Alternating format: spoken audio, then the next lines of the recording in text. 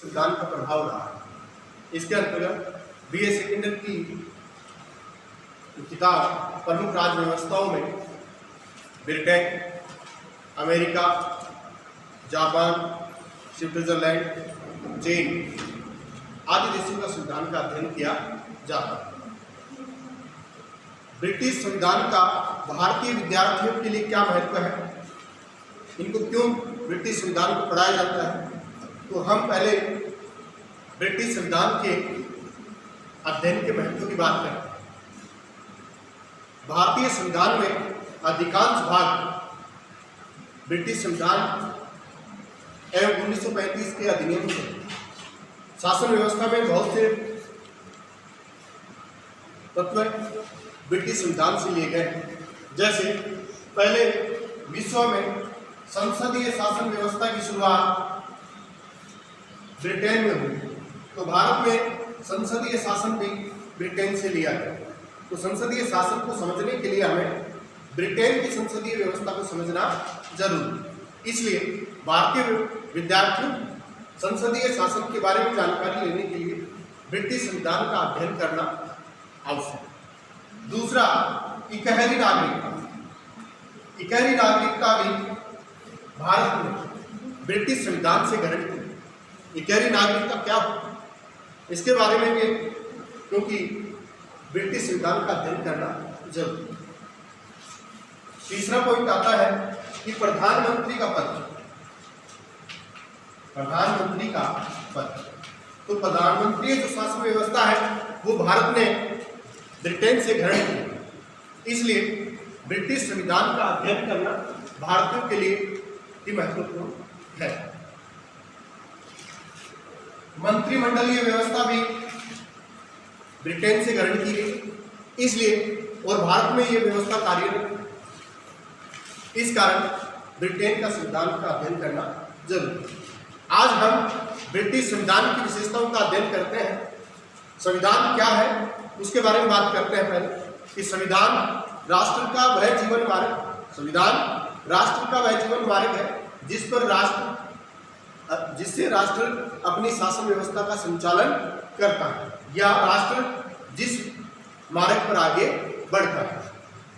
सीधे अर्थ में हम अपन ये कह सकते हैं कि संविधान उन नियमों का समूह है जिनके माध्यम से एक राष्ट्र अपनी शासन व्यवस्था का संचालन करता है। राष्ट्र की परिस्थितियां और स्थितियां भी अलग अलग होती हैं, उसी प्रकार प्रत्येक राष्ट्र अपनी स्थिति और परिस्थिति के अनुसार विशेषताओं को अपनाता है। अन्य राष्ट्रों की तुलना में ब्रिटिश राष्ट्र की परिस्थितियां अलग हैं, इसलिए ब्रिटेन या ब्रिटिश लोगों ने जो संविधान को अपनाया गया है उसकी विशेषताएं भी अन्य राष्ट्रों से भिन्न हैं। तो आइए हम एक एक संविधान की विशेषताओं की चर्चा करते हैं। तो पहले विशेषता है अलिखित संविधान। अलिखित संविधान, अलिखित संविधान किसे कहते हैं भाई? जो संविधान लिखित प्रलेख में उपलब्ध नहीं है। तो ब्रिटेन का संविधान अलिखित संविधान। विश्व में केवल एक ही संविधान ऐसा है जो अलिखित है, वो कौन से देश का है? ब्रिटेन। दूसरी विकसित संविधान, दूसरी विशेषता है विकसित संविधान। तो विकसित संविधान किस देश का है? ब्रिटेन। विकसित संविधान से अभिप्राय है कि संविधान का निर्माण नहीं किया गया, संविधान धीरे धीरे विकसित हुआ है। एक दिन संविधान का निर्माण नहीं हुआ। जैसे जैसे समय के साथ साथ कालांतर में ब्रिटिश संविधान का विकास हुआ है, इसलिए विश्व में विकसित संविधान केवल ब्रिटेन का है। कहाँ का है? ब्रिटेन का। कई बार प्रश्न पूछ लिया जाता है कि विकसित संविधान किस देश का है, तो अमेरिका का विकसित संविधान नहीं, विकसित संविधान है सिर्फ ब्रिटेन। तीसरी विशेषता है परंपराओं पर आधारित। ब्रिटेन का संविधान परंपराओं पर आधारित संविधान। किस पर आधारित संविधान है? परंपरा। अर्थात ब्रिटिश संविधान का विकास परंपराओं से हुआ है। किससे हुआ है?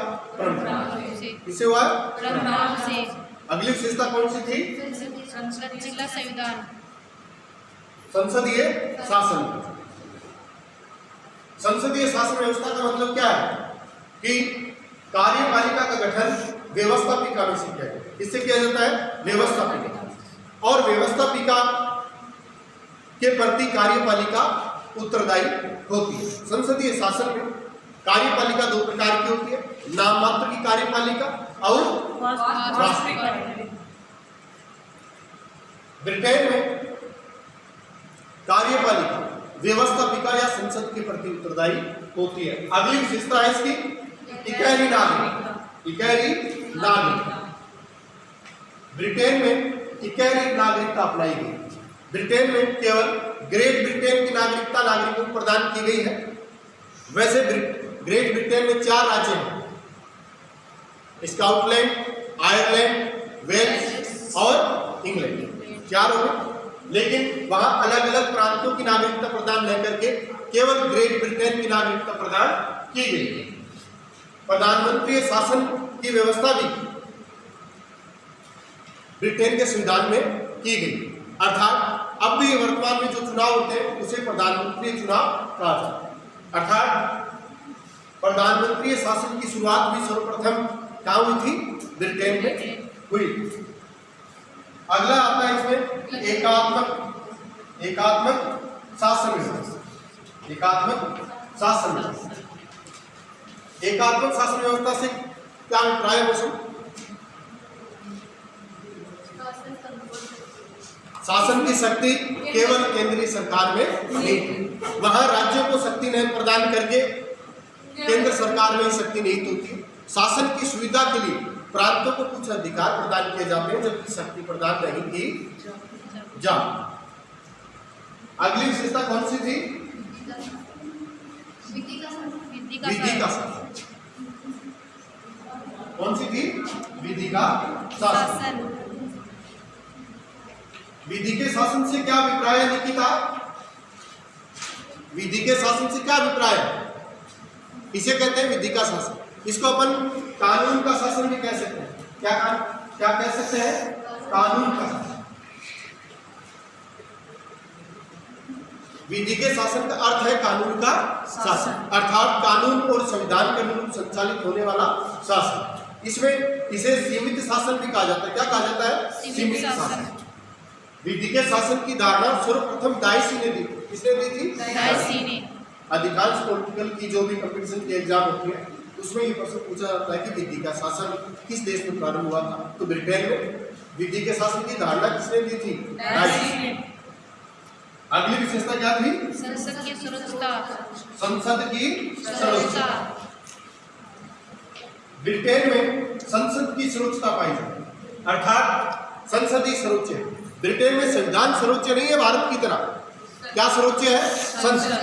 डी लोन ने कहा है कि ब्रिटेन में संसद सब कुछ कर सकती है, स्त्री को पुरुष और पुरुष को स्त्री नहीं बना सकती। इसका मतलब है वहां संसद ही सर्वोच्च। अगली विशेषता कौन सी थी? सिद्धांत एवं व्यवहार में अंतर। ब्रिटिश संविधान के सिद्धांत और व्यवहार में अंतर। सिद्धांत और व्यवहार का अंतर का मतलब है कथनी और करनी में अंतर।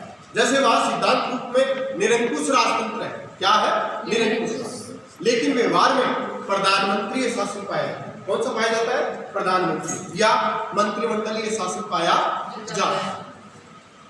एक विचारक ने कहा है कि ब्रिटेन के संविधान में जो दिखता है वो है नहीं और है वो दिखता नहीं। अगली विशेषता संदर्भ में स्थिति। धर्मनिरपेक्षता के संदर्भ में स्थिति। धर्मनिरपेक्षता के संदर्भ में ब्रिटेन की स्थिति स्पष्ट नहीं है, क्योंकि वहां केवल शासन सत्ता प्रोस्टेट कर सकते हैं, अर्थात सम्राट केवल ईसाई बन सकता है। सम्राट कौन बन सकता है? ईसाई। बाकी के पदों पर किसी भी धर्म का व्यक्ति पद ग्रहण कर सकता है, स्थापित हो सकता है। इस प्रकार धर्मनिरपेक्षता के संदर्भ में ब्रिटेन की स्थिति स्पष्ट नहीं। अगली विशेषता मिश्रित शासन प्रणाली। मिश्रित शासन व्यवस्था। मिश्रित शासन व्यवस्था का अर्थ है कि ब्रिटेन में राजतंत्र, कुलीन तंत्र और जनतंत्र शासन के तीनों रूपों को स्वीकार किया गया। तो राजतंत्र में राजा राज करता, तो राजतंत्र का प्रतिनिधित्व ब्रिटेन की महारानी करती है। कुलीन तंत्र में उच्च वर्ग के कुछ लोग शासन करते हैं, तो उनका प्रतिनिधित्व ब्रिटिश लार्ड सभा करती है। और जनतंत्र का प्रतिनिधित्व ब्रिटेन की कॉमन सभा करती है। कौन सी करती है? कॉमन सभा। तो अगली विशेषता को लेते हैं द्विदलीय द्विदलीय द्विदलीय। ब्रिटेन में द्विदलीय व्यवस्था पाई जा सकती है।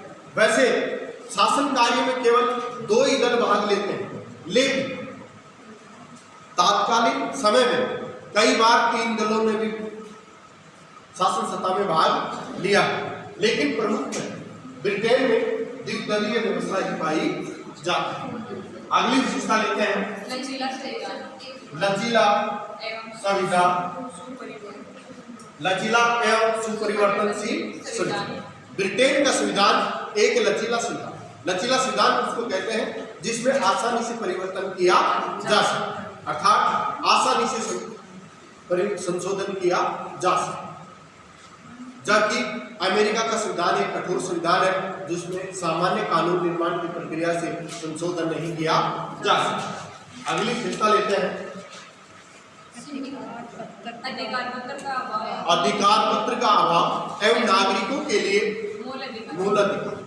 अर्थात अमेरिका में नागरिकों के लिए एक विशेष अधिकार पत्र का अभाव है, लेकिन फिर भी ब्रिटिश नागरिकों को कुछ अधिकार प्रदान किए गए हैं, जैसे बंदी प्रत्यक्ष का अधिकार, स्वतंत्रता का अधिकार, विचार अभिव्यक्ति का अधिकार एवं हड़ताल करने का और हथियार रखने का, जो भी है अपने विचार रखने का, संघ व सम्मेलन बनाने का अनेक अधिकार वहां प्रदान किए गए हैं, जबकि अधिकार पत्र का वहां पर अभाव पाया जाता है। अगली विशेषता लेते हैं सीमित